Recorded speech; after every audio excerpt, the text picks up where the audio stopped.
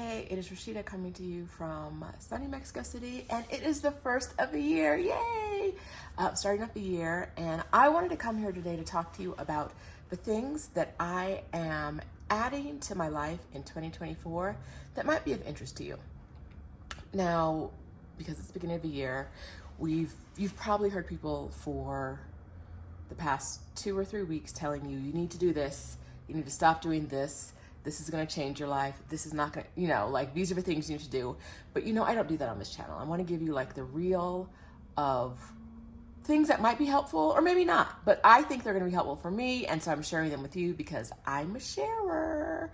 So glad you're here right now. If you're new to this channel, subscribe because I'm going to be doing videos like this all year long. Okay, first things first on my list is the 90-91 rule from Robin Sharma. The idea is that if you want to be really, really good at something, you should do it for at least 90 minutes for 90 days, 90 minutes every day for 90 days. And so it's one goal, that's the one, 90 minutes, 90 days, one goal. I'm doing it a little bit differently. They also, if you don't have 90 minutes a day, or you don't think you can handle 90 minutes a day, you can do maybe 30 minutes for 30 days or 30 minutes for 90 days. So you can flex this however you want to do it, as long as it fits into your life and something that feels sustainable. So I kind of have two 90-minute goals happening right now. One is first thing in the day, I want to learn something. So there's no real goal here except learning, right? So I want to spend 90 minutes every day learning something. Now, I thought my goal was going to be to learn Spanish because I live in Mexico City, if you don't know. If you're new to the channel, you might not know that, but I live in Mexico City. So I wanted to improve my Spanish. Although last night's Uber driver told me he was surprised I was American by the amount of Spanish that I had. And he gave me an 8 out of 10 on my Spanish.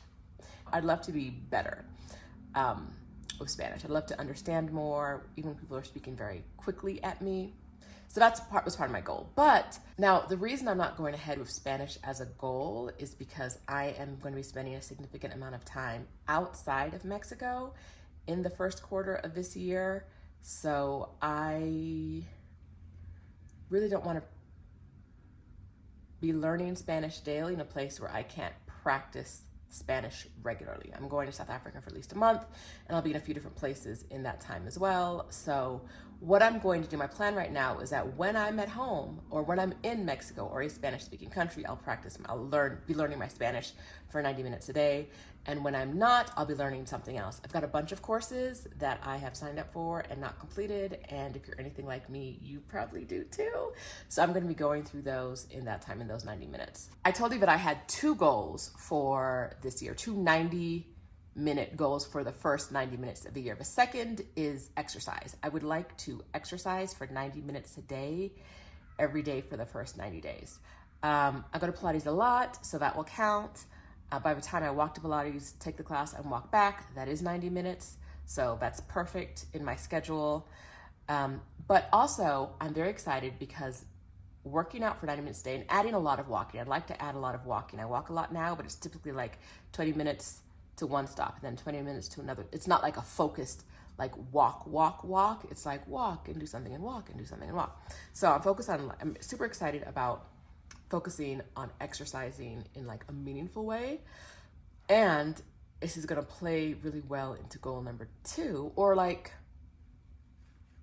addition number 2 for the year, because these aren't really goals. Addition number 2 for the year is I'm doing the Unplugged I'm doing the Unplugged Challenge by Hannah Brenker, I think her name is. Yes, the Unplugged Hours Challenge. As part of that challenge, you commit to being unplugged for 1,000 hours in 365 days. So around 3 hours a day of no phone, no computers, no TV, no nothing. So this morning I went out for a walk, but before that I studied Spanish for 90 minutes. And then after Spanish, I went for a walk for 90 minutes. And as part of that walk, I spent an hour completely unplugged. Now, do I have 2 more hours today where I plan on being unplugged? Probably not. Will I have to make up for that on some other day? Yes, she has a tracker that you can I think it's a free download, you can download to track your hours. And when I get around to a printer, I'll print it out and do it, but now I'll track them on my phone. But I'm super excited about the idea of putting down technology because I feel like I've been so, I don't want to say addicted to it, but like it's really hard for me not to have 2 or 3 pieces of technology on me at the same time. Like I'm watching TV and I'm scrolling on social media and I'm working on my computer at the same time, right? So unplugged hours are gonna be really nice, and being able to do them at things like walking. I thought it would be a challenge to walk. I always walk with music or podcasts, and it was super easy to do the walk today with no music for the first hour.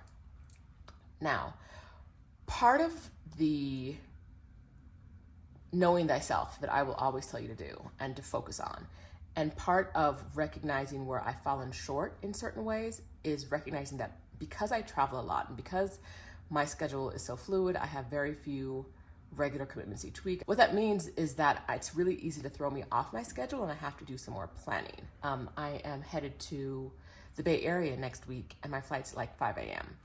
Am I going to be able to study Spanish first thing in the day? No, because I'm going to be headed to the airport like a zombie.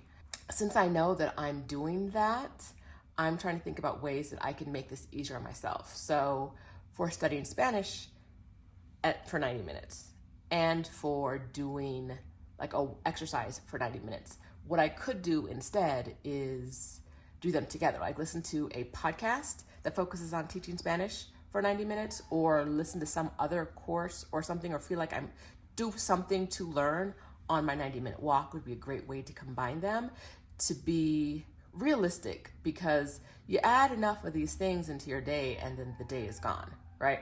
So I'm trying to be realistic about how to manage my day, and in the future I'll create a video with more ideas about being realistic about time and how to hit your goals and be consistent when life is going to throw some curveballs at you. Now, the third and last thing that I'm making sure to add to my life this year is something that I do unless I don't have time, and then I just kind of forget about it. And because I'm trying to be more realistic about the fact that no day is going to look like the next day, I'm thinking about ways to still add this to my life on crazy days. And that is napping. I am a napper. I love naps. I love snacks, right? Love to nap. But sometimes I'm napping on my schedule every day at 1 p.m. But sometimes I just can't manage to get there at 1 p.m. Something's going on. I've got a conflict. I'm in the streets. I'm eating something. And then all of a sudden it's 4 o'clock and I haven't napped. And by the time it turns for 3 o'clock for me, because I go to bed early. So by the time it's about 3 o'clock for me, I'm like, if I haven't napped by now, I'm not gonna nap. Like, just forget about it. But I did a rest session this weekend with Octavia Rahim. It was kind of an end of the year kind of thing without being like aggressively end of the year. You know what I mean? And she has some beginning of the year sessions coming up that I will link to in the comments, or at least I'll give you her website in case I don't have the right link. But it was so great because she really led us through a rest practice and showed us different ways to rest briefly. And so what I'm committing to doing every day is, even if I can't nap, like lay on the couch and just close my eyes for 15 minutes, or focus on my breath, or some other rest practice for just a little bit of time, even if I can't nap. And I think that really will change the quality of my days. I'm hoping all of these things, the exercise daily, the increasing my Spanish or learning something else, the being unplugged, all of these things aren't necessarily, I'm gonna make more money this year, right? Like, they're not like, I'm gonna fall in love and get married this year goals. But I do think that in small ways, they'll improve the quality of my life this year, and that's what I'm all about. So super excited about this. If you're gonna try any of these, let me know in the comments below, and I look forward to talking to you in the next video. Bye.